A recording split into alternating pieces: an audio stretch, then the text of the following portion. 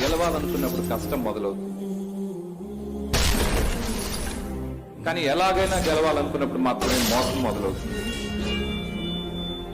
తను గెలుస్తూ తన చుట్టూ ఉన్న వాళ్ళని గెలిపిద్దామని ఆలోచన వస్తే తన మనిషి కాదు, దైవత్వం అతనిలో ఎంటర్ అయినట్టు.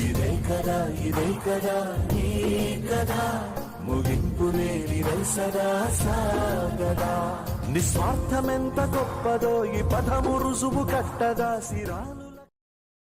గెలవాలనుకున్నప్పుడు కష్టం మొదలవుతుంది, కానీ ఎలాగైనా గెలవాలనుకున్నప్పుడు మాత్రమే మోసం మొదలవుతుంది.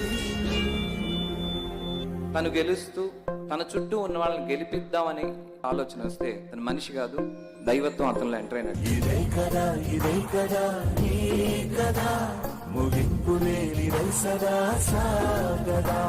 నిస్వార్థమెంత గొప్పదో ఈ పదము రుజువు కట్టదా సిరాలు.